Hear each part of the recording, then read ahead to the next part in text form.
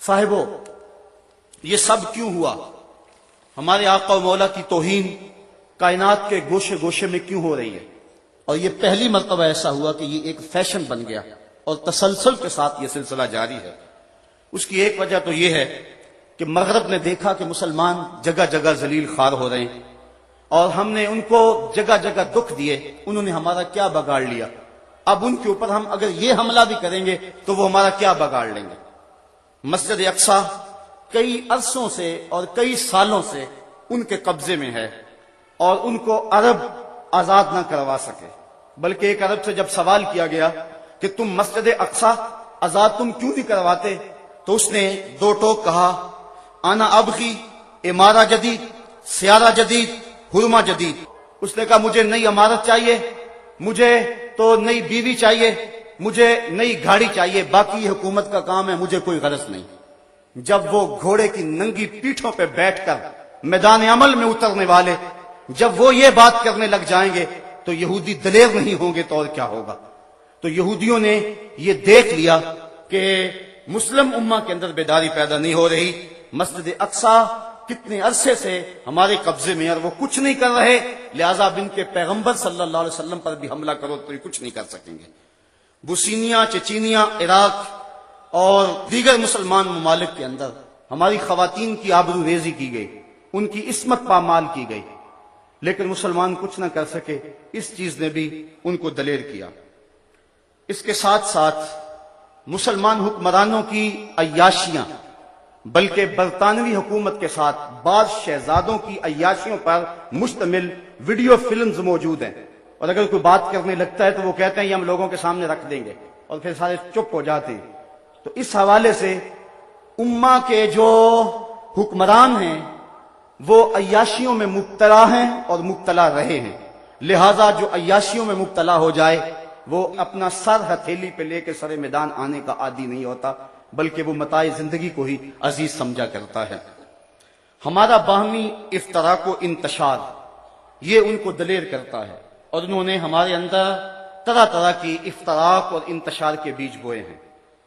Lawrence of Arabia, اس نے جب سلطنت عثمانیوں کو توڑا اور وطنیت کے نام سے انہوں نے قوموں کو تقسیم کیا، لیکن تھوڑی دیر کے بعد یہ آپس میں قریب ہو گئے، تو اس نے ایک بات کہی تھی، اس نے کہا تھا کہ اگر میں ان کے اندر ایسے اختلاف پیدا کرتا جس سے یہ فرقہ بندی کا شکار ہو جاتے تو یہ ایسے اختلاف تھے کہ صدیوں یہ اختلاف ان کے ختم نہ ہوتے۔ میں نے وہ جو صلاحیت وہاں ضائع کی، کاش کہ میں فرقہ واریت ان کے اندر داخل کر کے ان کو باہم آپس میں تقسیم کر دیتا، پھر کبھی بھی نہ جڑ سکتے۔ اس وقت بر صغیر دیکھ لیں، پوری دنیا دیکھ لیں، پھر انہوں نے اس منصوبے پہ عمل کیا۔ یہ ایک دکھتی ہوئی رگ ہے اور یہ ایک ایسا دردناک دکھڑا ہے کہ جس نے ہماری امت کو چاٹ لیا ہے۔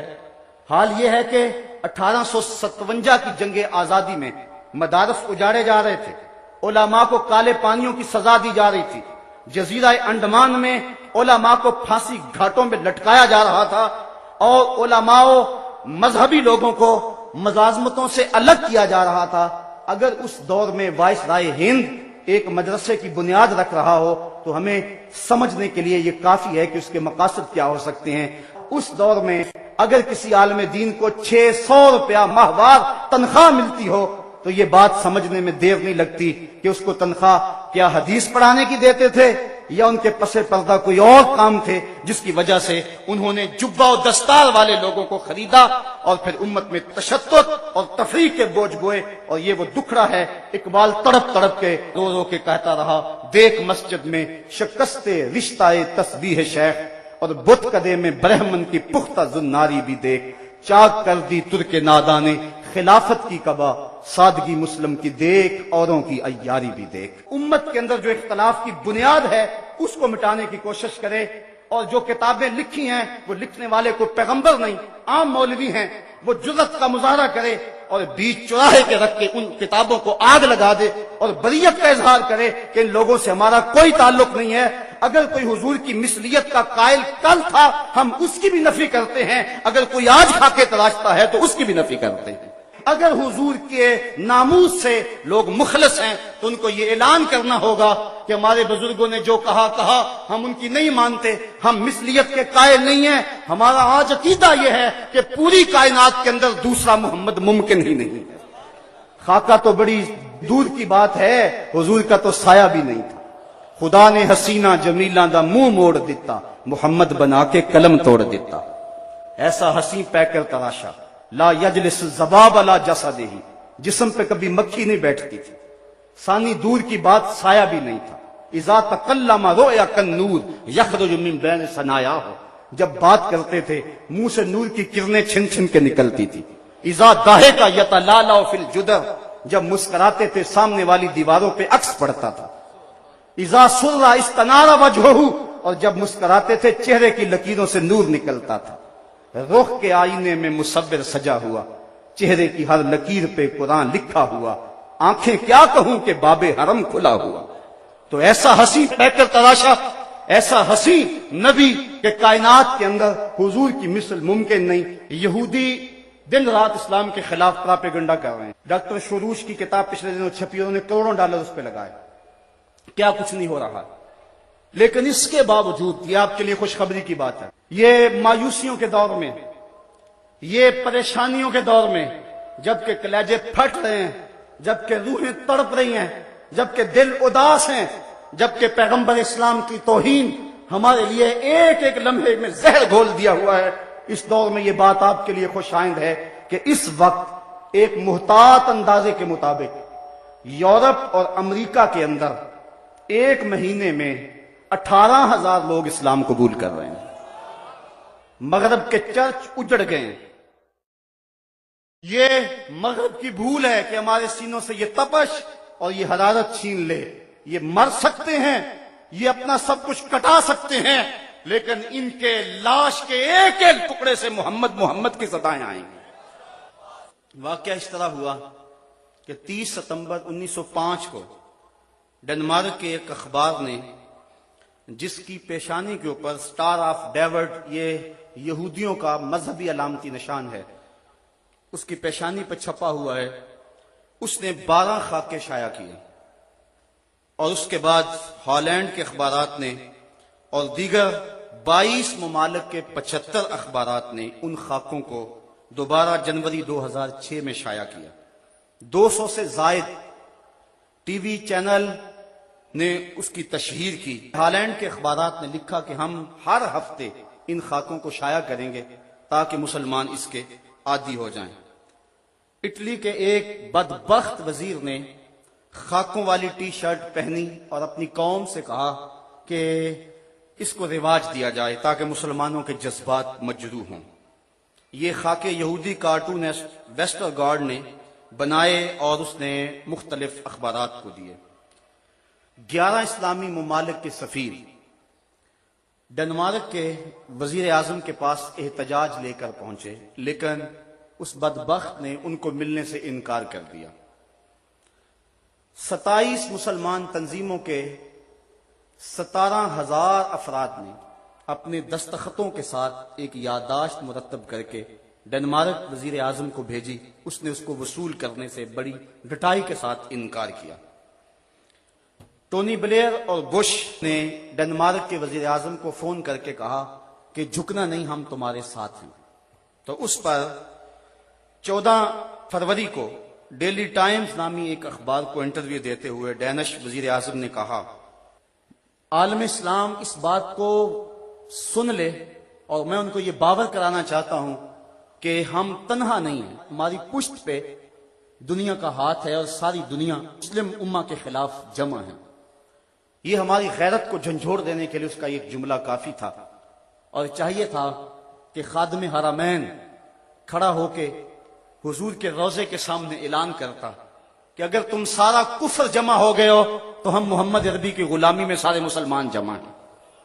لیکن کوئی ایسا اعلان، کوئی ایسا احتجاج مقابلے میں نہ آیا، جس کے نتیجے کے اندر ان کی بے باکی بڑھتی گئی، یہاں تک کہ یورپ کے اندر ایک شراب خانے کو کعبۃ اللہ کی طرز پہ تعمیر کیا گیا، اور جنرل ہوڈ نے گوانٹا ناموبے کے جیل خانوں میں مسلمان قیدیوں کے ٹائلٹس کے اندر قرآن مجید کے ورقے رکھے اور انہیں ذہنی اذیت اور شاق پہنچایا۔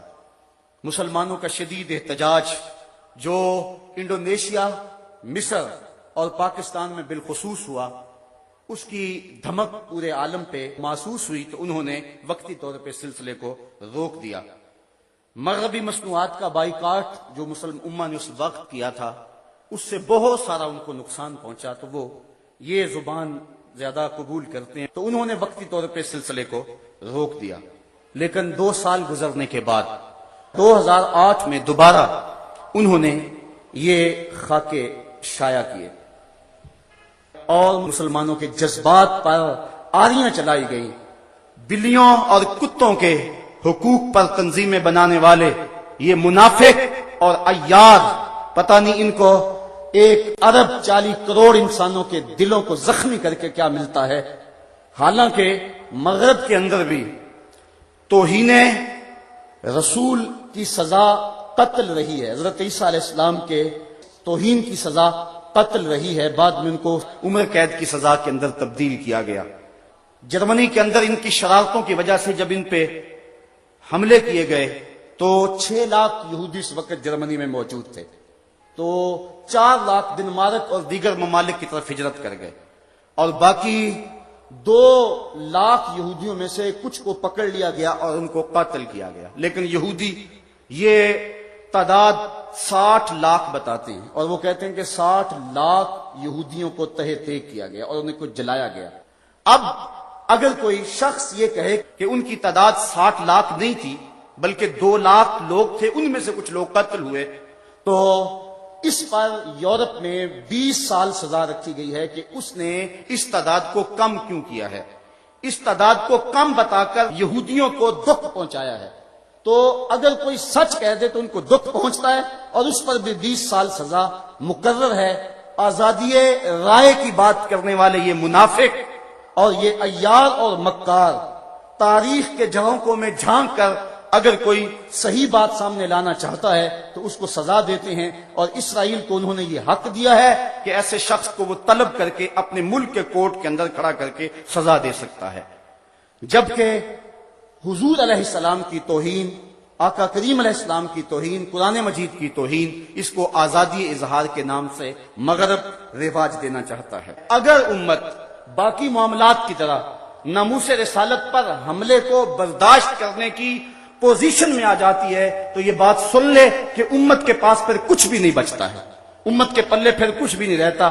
ہمیں گھر بیچ کر بھی، ہمیں اپنی متاع جاں ہتھیلیوں پر سجا کر بھی فصیلے دار پہ چراغاں کرنا ہوگا، اور ہر صورت میں اس نغمے کو بلند سے بلند تر کرتے رہنا ہوگا، اور کوئی لمحہ ایسا نہ ہو کہ لبیک یا رسول اللہ کی صدا کم ہونے پہ آئے۔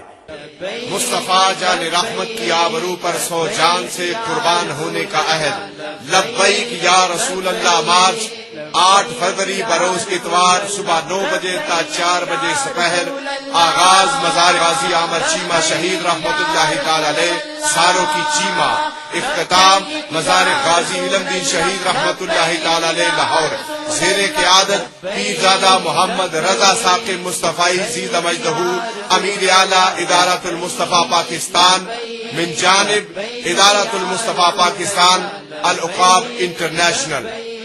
آپ کو جو کال دی گئی اس میں بھرپور شامل ہوں، لوگوں کو ترغیب دیں، اور اس کو جو ہے وہ بہت بڑے سائز کے اندر جلوسوں کو منعقد کرے تاکہ مغرب کو پیغام جائے کہ یہ تھکے ہوئے، ماندے ہوئے، ہارے ہوئے، یہ جو ہے وہ معاشی بحرانوں کے پسے ہوئے لوگ جب بھی اپنے من کا سودا کرتے ہیں تو بازار مصطفیٰ میں ہی کرتے ہیں۔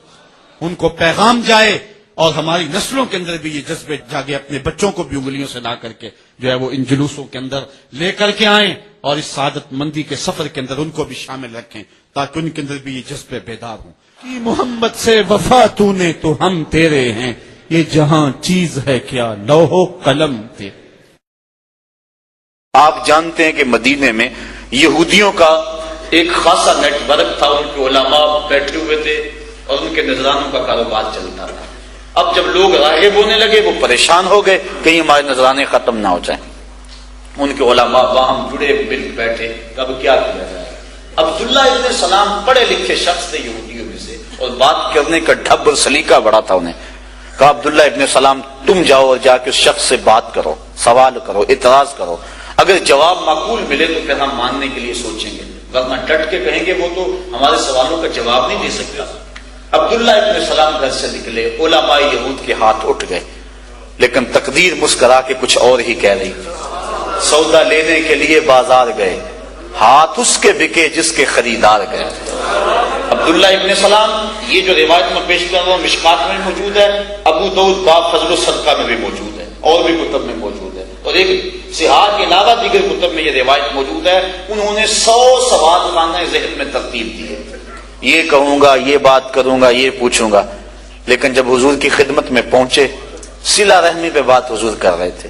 جو تعلق توڑے اس سے جوڑ، جو تجھے محروم رکھے تو جھولیاں بھر، جو ظلم کرے اسے معاف کر دے، یہ حضور کی بات چل رہی تھی. اب ہی جا کے کونے میں بیٹھ گئے. تھوڑی دیر کے بعد آگے ہوئے، آقا پوچھا کدھر آئے ہو؟ کہا حضور غلام بننے آیا. سارے سوال تتلیوں کی طرح اڑ گئے دماغ سے.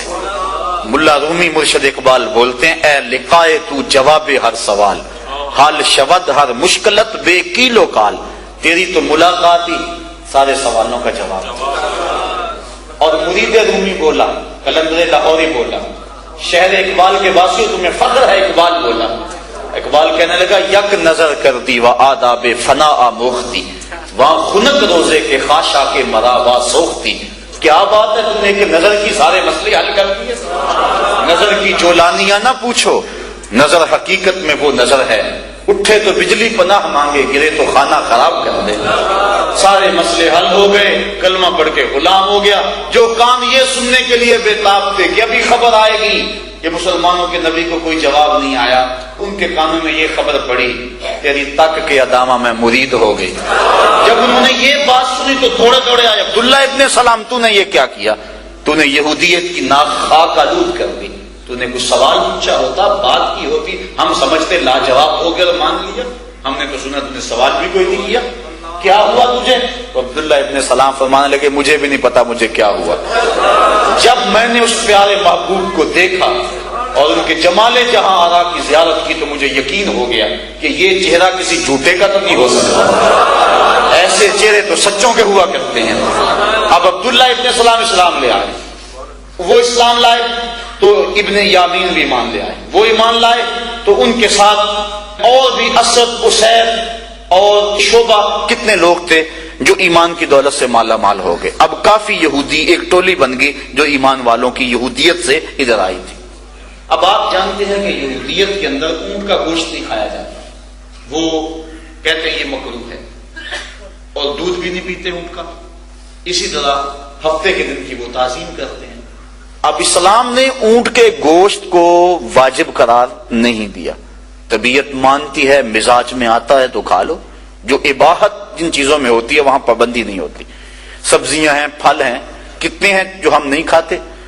ایک گھر میں ایک باپ کے بیٹے ایک ماں کی گود میں پلے ہوئے، طبیعتوں میں اختلاف ہے. شام کو بعض اوقات کھانا پکانے میں مسئلہ بن جاتا ہے، کیا پکائیں، یہ پکائیں تو یہ نہیں کھاتا، یہ پکائیں تو یہ نہیں کھاتا. اب نہ کوئی کھائے، شریعت قدرن نہیں لگاتی کہ تم ضرور کھاؤ، واجب نہیں ہے، جائز ہے. اونٹ کا گوشت اگر کوئی نہیں کھاتا، ہم میں سے کئی لوگ ہیں جنہوں نے چکھ کر دیکھا ہوگا، اسلام پابند نہیں کرتا. اونٹ کا دودھ اگر کوئی نہیں پیتا تو کوئی بات نہیں، اسلام پابند نہیں کرتا. لیکن عبداللہ ابن سلام نے اس ذہن سے اونٹ کے گوشت کو قصدن ترک کیا کہ چونکہ اسلام میں واجب نہیں اور جس دین کو ہم چھوڑ کے آئے ہیں اس دین میں اس کا گوشت کھانا، دودھ پینا مکروہ تھا، لہذا ہم نے ضرور کھانا ہے. اس لیے انہوں نے اس نیت سے اونٹ کا گوشت کھانا ترک کیا. بلکہ ایک روایت میں ہے کہ انہوں نے حضور سے عرض بھی کی، حضور ہم 2 شریعتوں پر عمل کرنے کی طاقت رکھتے ہیں. ہم دین مصطفیٰ پہ بھی عمل کریں، دین موسیٰ پہ بھی عمل کریں، ہم طاقت رکھتے ہیں اس پر. جب انہوں نے یہ عمل کیا اس خیال سے کہ یہودیت کی وہ ریت اور رسم جو میں مدتوں سے ادا کرتا آیا ہوں اور بچپن سے کبھی نہیں کھایا، اب ضرور کھانا میں نے، تو اللہ تعالیٰ نے یہ آیت کریمہ نازل فرمائی، یا ایھا الذین آمنوا ادخلوا فی السلم کافہ. اے ایمان والو اگر اسلام لائے ہو تو پھر پورے پورے آؤ. اور آگے کیا کہا، ولا تتبعوا خطوات الشیطان، شیطان کے قدموں پہ نہ چلو. سیریا کے بچوں کو میں نے دیکھا کہ وہ چھوٹے چھوٹے بچے انہوں نے ہاتھوں میں کتبہ پکڑا ہوا ہے، اور میں اس منظر کو دیکھ کر کے کتنی دیر تک سکتے میں رہا. اس کے اوپر لکھا ہوا تھا اقتلونا ولا تسبوا لنبینا، ہمارے ٹکڑے کر دو لیکن ہمارے نبی کو گالی نہ دو. ان بچوں کے درد کی کہانی کلیجے چیر رہی تھی. اپنے جذبوں کو مرنے نہیں دینا ہے، اور یہ جذبے اپنی نسلوں میں بھی منتقل کرنے ہیں، اور اپنی نسلوں کو بٹھا کر کے حضور کی عظمت کی کہانی پڑھا کے جانا ہے. میں نے سیریا کے ان بچوں کو دیکھا تو میں اپنے بچوں کو بٹھا لیا. میں نے کہا بیٹے پوری دنیا کے اوپر حضور کی ناموس پہ حملہ ہے، بتاؤ ہم کیا کریں گے. تو میرا 5 سال کا بچہ ہے، مجھے حمزہ کہنے لگا کہ ابو یہ جو تلوار آپ نے لٹکا کے رکھی ہے بیٹھک میں، اس کے میں پیچ خود کھول سکتا ہوں، اور یہ میرے ہاتھ میں دے ان ظالموں کو میں کاٹوں گا. میں نے کہا بیٹے مجھے یہی تجھ سے توقع تھی، اس لیے کہ تیرے جسم کے اندر خواجہ دین محمد مصطفی کی غیرت کا خون دوڑ رہا ہے، اور انشاءاللہ یہ ہماری نسلیں اٹھیں گی اور اسلام کے غلبے کا خواب ہم شرمندہ تعبیر کریں گے انشاءاللہ. تو اپنے بچوں کو بٹھائیں اور ان کو بتائیں، اور ان کو حب رسول کے جام پلائیں، ان کے اندر محبت رسول انڈھیل دیں، اور ان کے سینے کے اندر یہ حرارت پیدا کر دیں، اور وہ امت کے لیے اور نام محمد کے لیے ہر قربانی دینے کے لیے آمادہ ہو جائیں. انشاءاللہ وہ وقت دور نہیں ہے جب پوری دنیا کے اوپر اسلام کا جھنڈا جھولتا ہوا نظر آئے گا. ہم نے اپنے جذبوں کو بہر صورت بیدار رکھنا ہے، اور اگر انہوں نے توہین کی زبان کھولی ہے تو کروڑوں انسان حضور کی مدح میں زبانیں کھول لیں. صبح و شام وظیفہ درود و سلام کا لبوں پہ جاری کر لیں، اور حضور کے نام کا جھنڈا اٹھائیں. یہ گلیوں میں، یہ چوکوں میں، یہ بازاروں میں یہ احتجاج، یہ تو ایک معمولی کیفیت ہے. ہم تو اس سے آگے بھی اگر ہم بے بس ہیں، کر کچھ نہیں سکتے. سچی بات ہے، ہمارے اندر جو جذبوں کی کائنات ہے ان کو کچا چبا جائیں کہ جنہوں نے میرے آقا حضور نبی رحمت کی توہین اور تنقیص کی ہے. اس لیے جو ہم سے بن پڑا، جو ہم سے ہو سکا، ہم نے وہ ضرور کرنا ہے. وہ کیا کہا تھا سودا نے کہ مجنو لیلا سے بازی نہ لے سکا پر سر تو دے سکا. کس منہ سے کرتے ہو دعویٰ عشق سودا، تم سے تو یہ بھی نہ ہو سکا. ہم نے دیکھنا ہے کہ ہم کیا کرتے ہیں، اس حوالے سے ہمارے جذبات کیا ہیں. مجھے یاد آئی آج ہمارا سارا دن آج ہمارا کی کہانیاں میرے ذہن میں گردش کرتی رہی. ہمارا غزوہ احد کی نامور مجاہدہ ہیں کہ جب بھگدڑ مچی اور کچھ تو خون ہونے لگا اور عجیب کیفیت بن گئی، تو اس وقت حضرت ہمارا خاتون ہیں جو اس جنگ میں ساتھ آئی تھی. کس کام کے لیے آئی تھی؟ کہ کوئی زخمیوں کی مرہم پٹی کروں گی. لیکن جب دیکھا کہ حضور تنہا ہے اور تیروں کی برسات ہو رہی ہے، ہمارا تلوار لے کے میدان میں آ گئی. اور حضور نبی رحمت نے فرمایا کہ میں جدھر دیکھتا تھا مجھے ہمارا ہی نظر آتی تھی. اگر ادھر سے حملہ ہوتا آگے ہمارا کھڑی ہوتی، اگر ادھر سے حملہ ہوتا تو ہمارا کھڑی ہوتی. میں کہتا ہوں ہمارا، تیرے نام پہ میری نسلیں قربان، جس نے محمد عربی کی آبرو کا پہرا دیا. اللہ اکبر.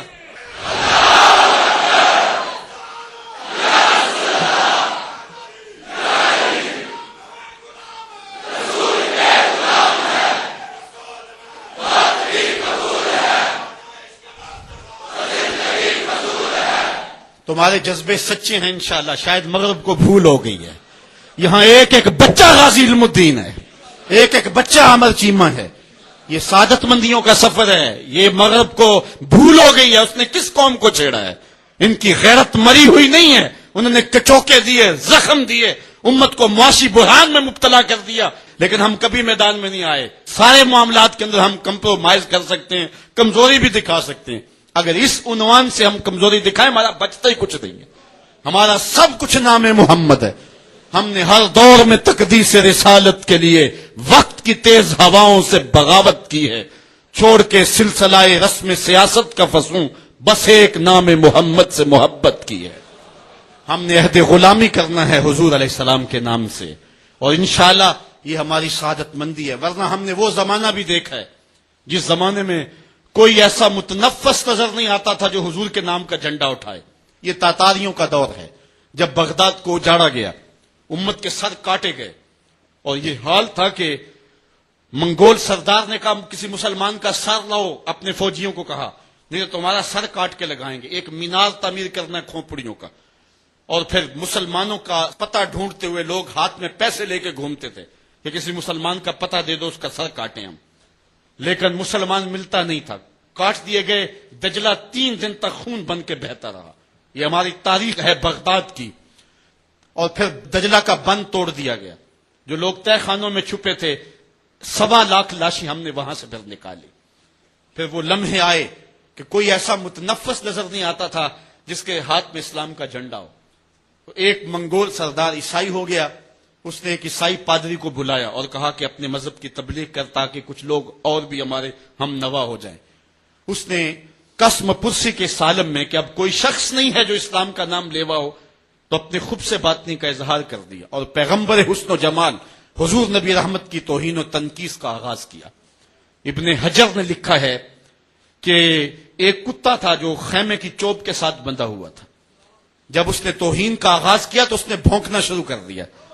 لوگوں نے کہا کہ یہ کتا تیری اس توہین کی وجہ سے بھونک رہا ہے. اس نے کہا نہیں ایسی کوئی بات نہیں، یہ کتا نسلی کتا ہے. واقعی وہ نسلی تھا، اور میرا ہاتھ کا اشارہ پا کے غیرت میں آ گیا ہے، کوئی ایسی بات نہیں ہے. اس نے پھر توہین کا آغاز کر دیا. تو ابن حجر نے لکھا ہے کہ اس کتے نے زنجیر تڑوا کر کے اس پادری کے گلے میں جا کے دانت گاڑ دیے اور چھوڑا تب جب اس کو واصل جہنم کر دیا. اس منظر کو دیکھ کے اس فوج کے سپاہی اسلام کے دامن میں آ گئے. اقبال نے اسی موقع پہ کہا تھا، تو نہ مٹ جائے گا ایران کے مٹ جانے سے، نشائے میں کو غرض نہیں پیمانے سے، ہے ایاں یورش تاتار کے افسانے سے، پاس باں کعبے کو مل گئے صنم خانے سے. اللہ اپنے نبی کی آبرو کی یوں بھی حفاظت کرنا جانتا ہے. کون جانتا تھا کہ عامر چیمہ یہ کام سر انجام دے گا؟ وہ تو ٹیکسٹائل کی ڈگری لینے گیا تھا لیکن غلامی رسول کی سند لے کے پلٹا. میں نے غازی کے جنازے میں شرکت کی ہے. آپ نیٹ پہ جائیں اور وہاں اس کے جنازے کی تصویر دیکھیں، یا کہیں تصویر آپ کو میسر ہو. جنازہ لوگوں کی انگلیوں پہ ہے، بھاری تابوت اور اس کے اندر اس کا جسد اطہر، لیکن ہاتھوں پہ نہیں ہے، آپ کو انگلیوں کے پوروں پہ نظر آئے گا. اور ایسے مناظر بھی دیکھنے والوں نے دیکھے کہ رش کی وجہ سے لوگ نیچے سے ہٹ بھی جاتے اور وہ پھر بھی ہواؤں میں تیرتا رہتا. آپ جا کے دیکھ لیں، میں کوئی ہوا میں بات نہیں کر رہا، بالکل انگلیوں کے پورے پہ میں خود شامل تھا. اور میری سمجھ میں اس وقت بات نہیں آتی تھی کہ یہ کیا ماجرا ہے، اتنا بھاری صندوق اور انگلیوں کے پوروں پہ. پھر ایک دن میں حضرت سعد بن معاذ کی کہانیاں پڑھ رہا تھا کہ ان کا جنازہ بڑا ہلکا تھا. تو پوچھا گیا تو فرمایا کہ سعد کے جنازے کو صرف انسان ہی جو ہے وہ کندھا نہیں دے رہے، فرشتے بھی کندھا دے رہے ہیں. غازی کا جنازہ ایسے ہوا میں تیرتا تھا جس طرح پانی پہ کشتی تیرتی ہے. میں نے خود غازی کی قبر کی پائنتی پہ ایک سید زادے کو روتے دیکھا، اور وہ کیا رہا تھا، ربا میں تینوں یہ نہیں کہندا مینوں عامر چیمہ بنا دے، میں کہنا دے قدماں دی مٹی ہی بنا دے. یہ سعادت مندی کی موت ہے، یہ خوش نصیب لوگوں کی زندگی ہے. اور مسلمان اس کو اعزاز سمجھتا ہے. اس پورے حال میں کوئی ایک شخص بھی نہیں ہوگا کہ جس کے دل میں یہ آرزو نہ ہو کہ میں حضور کے نام پہ قربان ہو جاؤں. ایک ایک شخص کے سینے کے اندر، میں سمجھتا ہوں میرا ہی سینہ، لیکن نہیں، ہر شخص کا سینہ یہی ہے اور ہر شخص کے اندر کے جذبات یہ، یار یہ دھڑا کیا ہے زندگی میں حضور کے بغیر؟ سب کچھ حضور ہی ہیں، اور ہماری زندگی کا سب سے قیمتی اثاثہ حضور کی ذات ستودہ صفات ہے. آپ کو جو کال دی گئی اس میں بھرپور شامل ہوں، لوگوں کو ترغیب دیں، اور اس کو جو ہے وہ بہت بڑے سائز کے اندر جلوسوں کو منعقد کرے تاکہ مغرب کو پیغام جائے کہ یہ تھکے ہوئے، ماندے ہوئے، ہارے ہوئے، یہ جو ہے وہ معاشی بحرانوں کے پسے ہوئے لوگ جب بھی اپنے من کا سودا کرتے ہیں تو بازار مصطفیٰ میں ہی کرتے ہیں. ان کو پیغام جائے اور ہماری نسلوں کے اندر بھی یہ جذبے جاگے، اپنے بچوں کو بھی انگلیوں سے لا کر کے جو ہے وہ ان جلوسوں کے اندر لے کر کے آئیں اور اس سعادت مندی کے سفر کے اندر ان کو بھی شامل رکھیں تاکہ ان کے اندر بھی یہ جذبے بیدار ہوں. کہ محمد سے وفا تو نے تو ہم تیرے ہیں، یہ جہاں چیز ہے کیا لوح و قلم تیرے.